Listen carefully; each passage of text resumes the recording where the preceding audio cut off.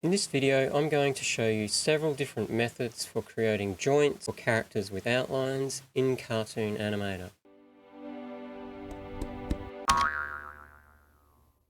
So here we are in Cartoon Animator, and just to demonstrate specifically what I mean, when you're designing characters with outlines in Cartoon Animator, you'll come across this problem where it's difficult to make the lines at the joint stay as one continuous line. And there are several specific ways that you can design the joints so that you can keep this continuous line. I'll just demonstrate here. With my dummy actor here, I've created this arm and hand. We'll open up the motion key editor, 2D motion key editor, and we'll turn off the bones so that you can see more clearly this in action. Move this up a bit, and you can see we've got this arm here, and I've designed the elbow joints for it. And you'll see when I move the arm around,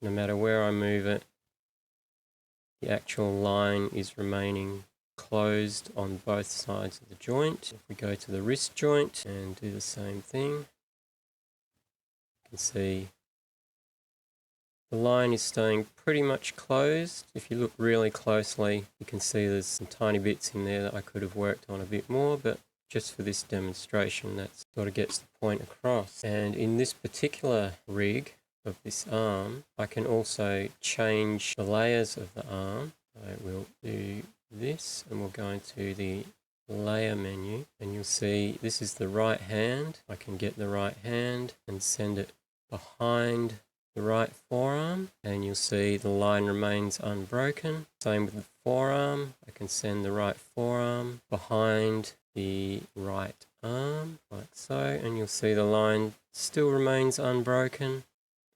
And if we go back into the 2D motion key editor, we'll turn off the bones again and move those arms around. You'll see those lines still remain unbroken when I'm moving the joints around. So I'm going to go through several different methods for how you can do this. And while I'm focusing mainly on the elbow joint, the same principle applies for every joint on the character. So don't think that this is just for the elbow. The same technique works or is used for every joint on the character to create this unbroken outline. Move into Inkscape, and I just happen to be using Inkscape, but you can do this in any graphics editor, even if you're using PSD files and bitmap graphics. The same principles apply. This is that arm that you saw on the character, but we're not going to start with that first off. We're going to go straight into the principle. So I've just put these numbers across the top. If you want to ask any questions, you can just refer to the number of whichever arm we're looking at. So this is a very basic look at the arm, and it's set semi-transparent so that you can see that this whole technique revolves around having a circle with a full outline around it. And you'll see if I move bottom section of this arm, see it's just a rectangle, and that the corners of this rectangle are staying exactly in line with the circle. And that's pretty much the exact method for how all these techniques work. You can draw any shape you want, as long as at the joint, the top and the bottom section of the joint touches the circle. So if I also move the top joint, you'll see that one also stays in line with the circle. I'm going to undo that. Now in Cartoon Animator, when you're rigging characters, it's important to remember that the bone points, which is what this little location here is, they have to actually be sitting on top of a sprite, and both the top and the bottom sprite have to overlap at that point, otherwise the joint won't work. So generally this is not how you would do it. You wouldn't use a rectangle like this because it's a little bit too close to the edge for where the bone point is going to be. So hopefully you've understood that's the basic system. Now we're going to look at different versions of that system. In this version of the elbow, there is actually no circle at the joint, and I'll show you by changing the opacity. You can see there's no circle there. It's just two actual pieces. This is actually the technique that I prefer because it's the simplest, but it may not be what you want to use because it doesn't actually keep that continuous line all the way around. So I'll show you this in action. You'll see when I move the elbow, we're keeping the line mostly, but as we get further and further around, you can see that we've actually lost the line in this section here and it's broken. But the reason why I like this method is because the way the lines taper out here to a point is that this gap now looks intentional, like the artist sort of drew this line to a point and intentionally made this gap happen. So it's not an accident, it's not as a result of bad rigging, it looks more like it's purposeful. And for the most part, you won't see the gap. It's only on really extreme movements, like here where we've got the elbow all the way up. It's a complete gap in there. But if you want to just do something simple like this, undo that, and you can see if we move the top. Again, same thing. It's a simple solution and it looks pretty good. But the reason why I like this, particularly in Cartoon Animator, is because I can change the layers of these relatively easy and it doesn't affect the joint at all. So let's say if I want to bring the upper arm to the front, like so, you'll see now the upper arm is at the front. These curves here are now in front like that. And if we move it around, you'll see it still works perfectly fine. Kind of the simplest solution, having a line that's mostly all the way around most of the time. But I understand this is not for everyone, and a lot of people would rather have a continuous line around the entire joint at all times. So I'm going to undo that, and we'll move on to the next arm. So this arm again doesn't have a circle, but you'll see when we move the lower arm around, it works perfectly fine. Getting that full outline no matter where I move this arm around. You'll see if I make this one, take the opacity down, the way this one works is that the rear of the joint has the outline all the way around it and the lower arm just has the end of it cut off. So I move the lower arm out the way like this. You'll see the lower arm has an outline going around it up to the halfway point on this circle, and then the rest is cut off. Undo that, bring the opacity back up. And while this one works really great, the only disadvantage with it is that if I want to have any reason to send the forearm behind the upper arm, like so, you'll see now we have that outline there. So if you're going to need to change the layers on your joint, this system isn't going to be for you, but it's a quick way of doing it, and you can have this method and still only have two sprites, the upper arm and the lower arm. So you can see when we rotate that, obviously that doesn't look all that great. But if you're going to need to change layers of your joints, this is not the one for you. But if you want something quick and you know you're not going to have to change the layer groups, this is the next simplest version of creating this joint. So on to the next version, number 4, and you'll see in this version, very similar to the last one. Move both parts of the arm and we'll be fine. But you'll notice now, if I wanted to bring the forearm to the front or the upper arm to the front, I'll just change the layer on. And now when I move this,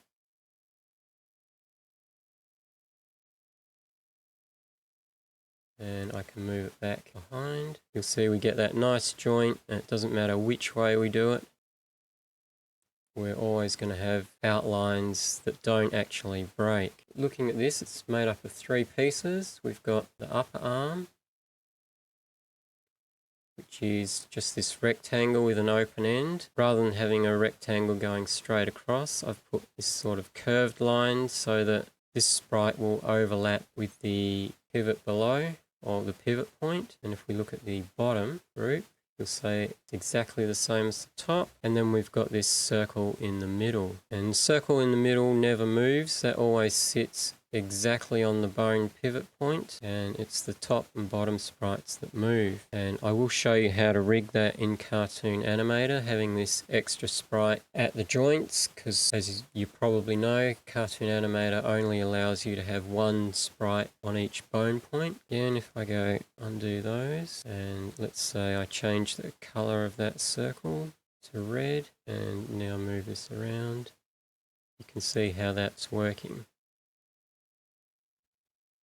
And you can also see when I change the layer, send my upper arm to the back. It goes to the back, but the circle itself stays behind both sprites. And that's fairly easy to achieve in Cartoon Animator as well. So let's undo all that. And that system there is basically how this arm number 6 has been done. It's probably the best system for creating joints that have complete outlines around them when they're moved. But I just wanted to show this last one, number 5, which is the other technique that you can use on joints. Probably fairly obvious to the point that I don't really need to show it, but you can hide joints behind changes in sort of clothing and skin. So if you imagine this is an arm and that's, say, a t-shirt that goes down to the elbow point, or imagine this is a leg and that's the bottom of a pair of trousers going to the ankle, and you can see that's another way you can hide it.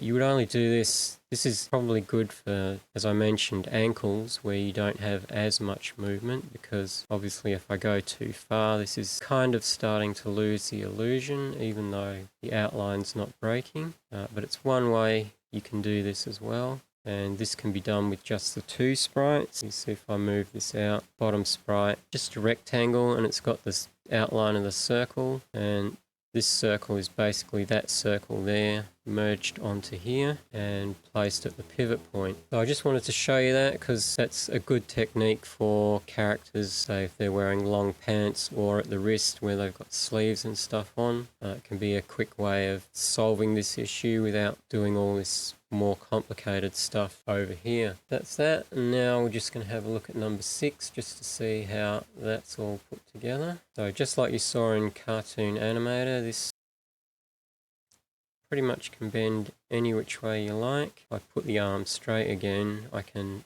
move the hand around and show you that that's working. We adjust the opacity on this one, and again, now when we play this, you can see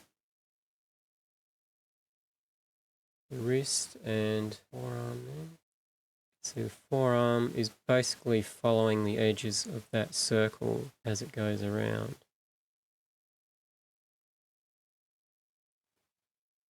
So I'm not going to show you actually how to export all of these images onto your character, because it will be different for each character in terms of how you do this. And normally you would be working on a complete character template and not just a sort of arm like I am here. So it's not particularly useful to show you me taking this arm into my character.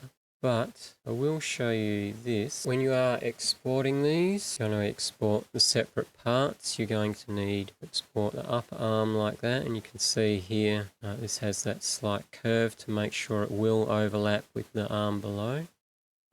See, this is the lower arm. That's not the whole lower arm. The lower arm looks like that, and again, that's open-ended. It's got these curves to make sure that both of these will overlap at the joint. And then we've got the hand here. What you'll be doing is you'll export the actual sprites for the hand and the forearm and the upper arm, and then you'll have these circles that you'll export or bring into Cartoon Animator as props. And I just called these, like I called that the elbow circle, and this is the wrist circle. Presumably your elbows and wrists and other joints will be identical, so you'll be able to use the same circle on both arms and both wrists and all the other joints that are mirrored. So we'll go back into Cartoon Animator and I'll just show you how this arm is actually rigged up. Go to my other actor. You can see here this is the actual character with a bit of opacity applied, and if we move the arms around here, and we'll just move that down a bit so you can see the arm. Move the hand around. You can see the hand is perfectly aligned with the circle. So Same with the arm there. So if we go into the composer, we'll zoom in on the arm.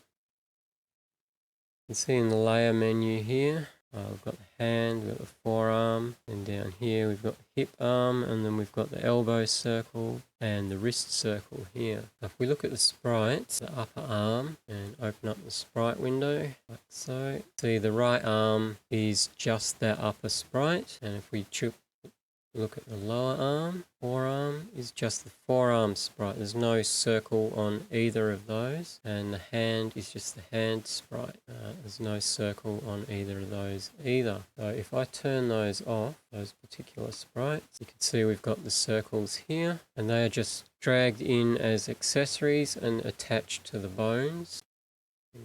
These back. You can see the circle is attached directly to the sprite. What I might do is just show you how these are done. So I'll delete these out, the other circle.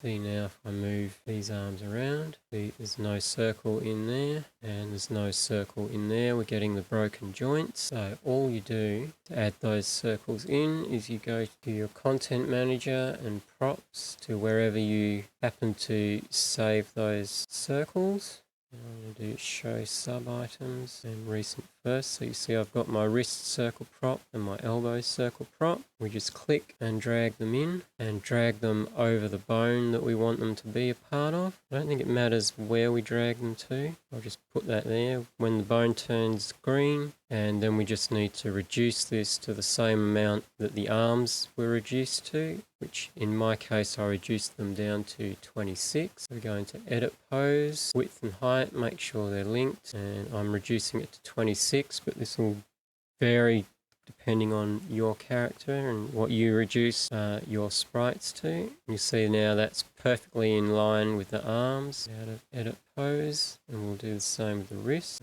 We need to get the bones showing again. We'll bring the wrist circle in. Again, make sure we're touching the wrist bone. When it turns green, let go. And again, edit pose, reduce it to whatever size relevant for you. Again, on 26. And you see that's perfectly in position. We'll do a preview of them. We want to do a preview of the character. You can see if we move them around, it's perfectly fine, but they're all in front of the circles, which is not what we want. So we'll get out of preview and head into the layer manager. And you'll see now we've got these wrist circles and they're attached to the various bones. We just want to click and drag them so that they are below everything on that arm. So the wrist circle wants to go down, be below the hand and below the forearm is there. And the elbow circle, that wants to go down, and I'll just take it to there so I can scroll down. Let's go down below the right arm. And you'll see now when we preview, those circles are now in the right place. And we can pretty much almost forget that they're there. There may be a few instances where you change the layers and those circles get out of whack and come up to the front, and you'll have to put them to the back again. But for the most part, you can forget about them. You'll be able to change the layer order of the hand and the forearm and the upper arm, and they should pretty much stay in front of the circles at all times. So that's how you do, well, that's the best way to do joints on characters where you want to keep a continuous outline. Get out of here, get out of the composer, and you can see there, just finally, do a quick preview again, just so you can see the arm in action and how we can adjust the layers.